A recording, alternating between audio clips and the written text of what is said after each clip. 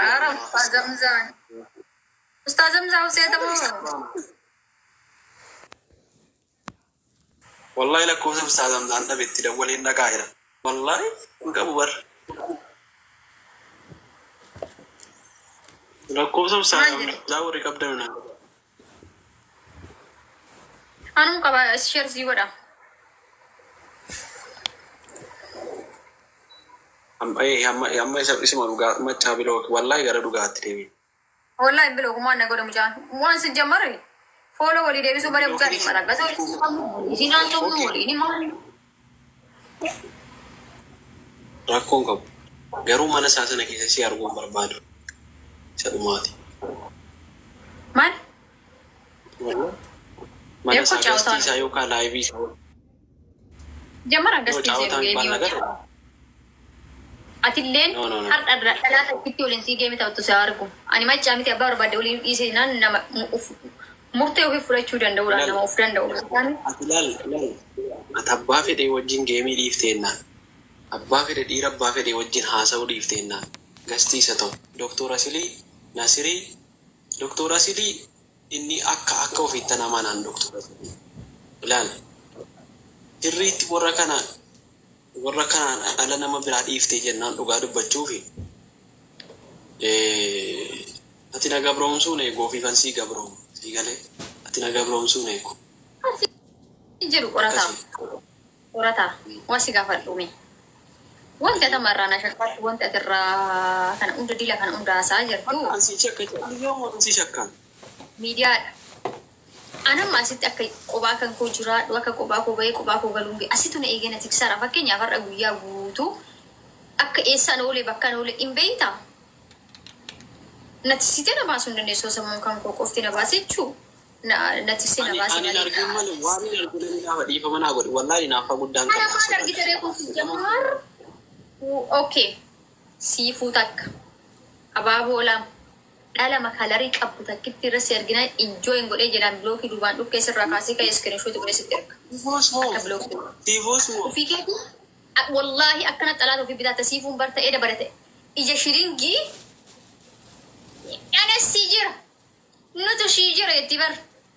Biyya san dhaqee tikkeetti fuudhee akkana qirqaltaa. Amma baaboo ijoollee wajjin guddanne obboleettii isii tiruu akka tiruuttan ilaalla wajjin guddanne. Obboleettii teeta waliin dhalatte maaf hin ta'in naan galchu.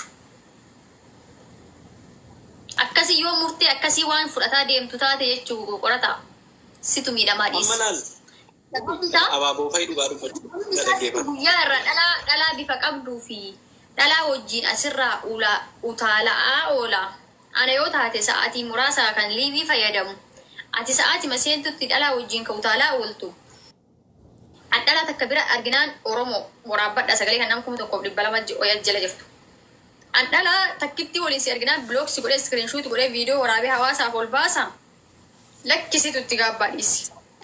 Dubbii tana dhiisi. Dubbii sooshaal miidiyaan nama shakkaatiin wanti jettu kana dhiisi.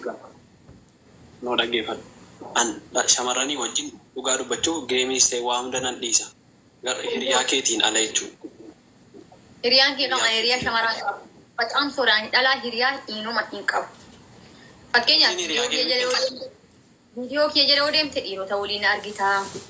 Qaamaan illee otoo na bira dhuftee dhiirotuma saayibboonni kee dhiirota sanuu namoota guddaa namoota kabajaa qofa wallaahi dhugumaan ijoollee shamarranii hiriyaan qabu.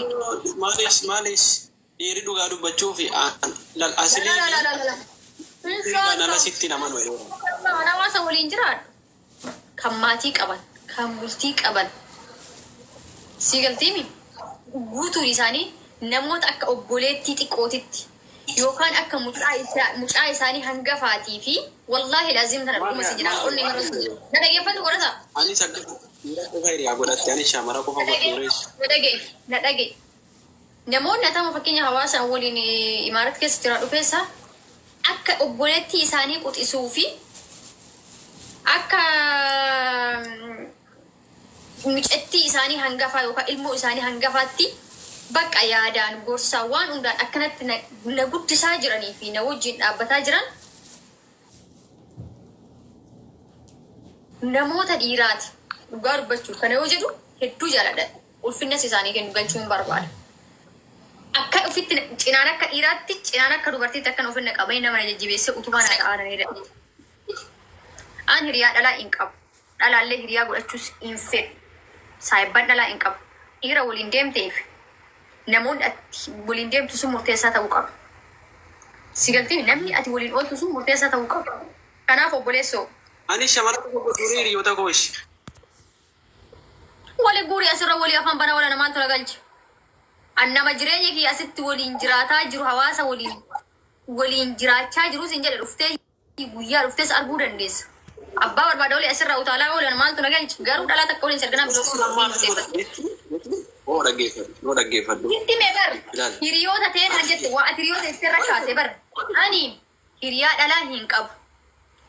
Dhiira waliin geemis hin taphatin gasti tuulitti hin ergatin yoo ati jette ana dharraa dhiira tokko wal gastiin akkasiin ergadhu waliinis hin taphadhu.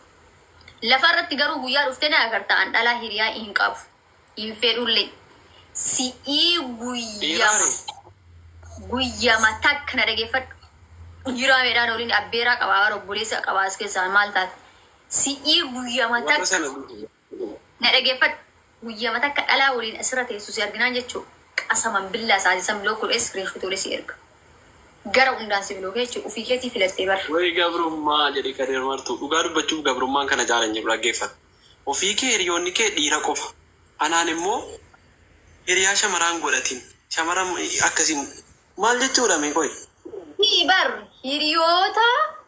hiriyoota keellee moonaan jettu an hiriyaa dhalaa hin qabu siin jedhe miidiyaa irrattis ta'ee lafa irratti an hiriyaa dhalaa hin qabu ammas taanaan borus hin qabu. Hin fedhus hin qabus. Ani si gaara hiriyaa dhiiraan qabu kan shamara malee akkamiin taa'ame akkamiin godha. Dhiirri si jammara akkamitti si jammara ati saayiba dhalaati ati dhalaadha? Saayiba dhalaati ati? Ati dhiiraa saayiba dhiiraati ati maaf dhiira saayiba waan dhiira taatee fi. Sa'aatii xiqqishuu wayitiif dogoggoree dhalaa godhee na uumeera malee jechuudha. Maatiin kootuu naa barada akkuma dhiiraa dhaladhee jira. Maal akkas taanaan siin fuudhanaan jedhi kaan sitti neeruma. Hai maal jechuudha? Waanuma xiqqoo wayiiti sa'aatii xiqqishuu wayiiti jechuudha. Saree jennaan dubartii ta'ee uumame malee. Ilaalaal amalli kiyyas na dhageeffadhu qorata amalli kiyyas amala dhiiraa. Adeemsi kootis adeemsa dhiiraa. Hojiin kootis hojii dhiiraa. Karoorri kootis karoora dubartii akkas waan dubartiin akkas jechuudha hin ta'ini. Wanti hundi haasoyni kiyya, deemsi kiyya, hojiin kiyya. Hundi hojii gara dhiiraatti anko of sobee nama of shashafanaa waan argaa hafu keessu san jaalladhu. Qoy fitte qoy.